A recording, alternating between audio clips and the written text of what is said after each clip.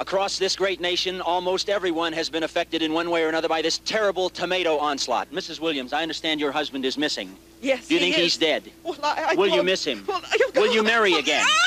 What if he's laying in a ditch somewhere, like with both his legs broken, calling your name? You will have to find another man, you know. You're no spring chicken. Sterling Anno here. I'm here with John DeBello. Not only is he the director of our guest film of the week, Attack of the Killer Tomatoes, but the recipient of our Lifetime Achievement Award. So how is it to know that after so many years, what you've created is still just as relevant today with the right crowds? It's shocking, actually, but fun, and really appreciated the opportunity to come up here and get the award.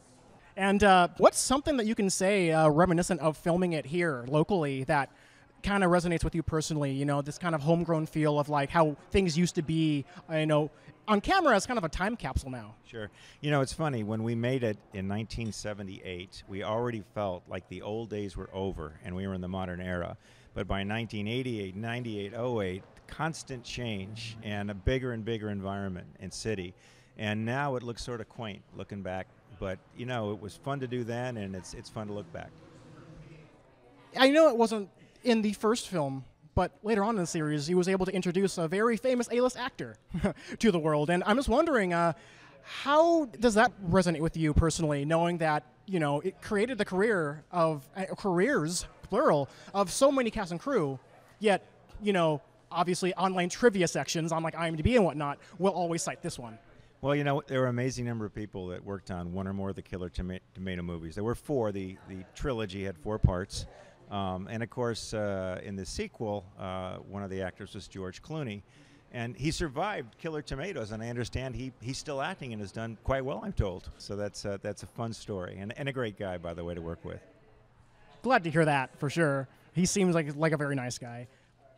When it comes to, you know, film festivals being you know, an option for filmmakers these days to get exposure, yet you have VOD and whatnot, kind of being the monster that overarches all of it. You know, in a good way, of course, but nevertheless, having this, you know, in-person sharing of your film, how do you see this still staying relevant to this day? Being someone like you in the digital age, working for the digital age, how do you see this still being, you know, something that people should hold on to? Well, it's a really good question, because I started back in the day when it was all film, and my techniques and even the cameras I used weren't that different from the folks working on Gone with the Wind. So to go through that era into the digital age has been huge in terms of the technical differences, but the passion and the storytelling has not changed. There's more opportunities now because there's less barriers to entry, because you can get into the business easier, but by the same token, there's also more competition. So when you can get out of a competitive arena and get into one that is almost familial in terms of the shared passion of filmmaking, that is huge, because it doesn't only drive people to do better work, it lets them see what else is being done, and I think has mutual value. That's a wonderful answer. It not only gives a good glimpse of the science behind it, but hope to those who are trying to step aboard the train that will not stop for anyone. I want to end this interview on a very simple but important question. Of course, part of the film was shot in Oceanside. This is Oceanside. What is your favorite thing about Oceanside?